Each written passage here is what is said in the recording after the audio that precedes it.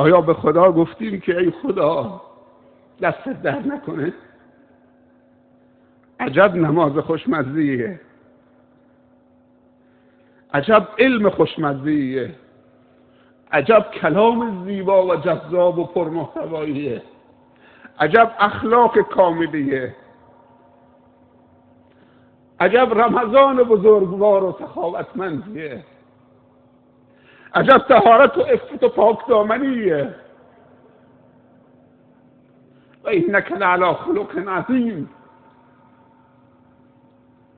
آیا به خدا گفتیم یا رب العالمین دست در نکنه؟ خیلی ممنون. نگاه کن چقدر استفاده کردیم، چقدر داریم بهره میبریم، چقدر این نسخه های تو برامون نوشتید و پیامبر تو صلی الله علیه وسلم تجویز کرده، زندگی ما رو از این رو به او رو کرده. چقدر رشد و امنیت و عفت و پاکدامنی و طهارت و عزت و کرامت و صفا و صمیمیت و محبت و عشق و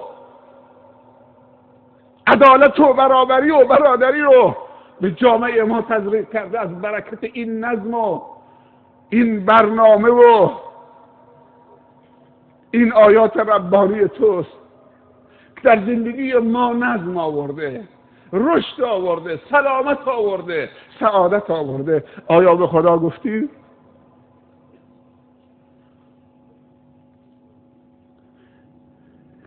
ما حق نداریم بچه هامون طور تربیت بکنیم که اگر غذایی دوست ندارن از غذاهایی که خداوند تجویز کرده، حتی اگر نان و عدس باشه، حق نداریم که بچه هامون طور تربیت کرده باشیم که اگر نان و عدس جلوش گذاشتیم بگه اخ. کسی به نعمت خدا نباید اخ بگه. ولی امروزه بعضی از بندگان خدا به نماز میگن اخ، به حجاب میگن اخ، به این ارزش ها میگن اخ، به معصیت ها میگن به.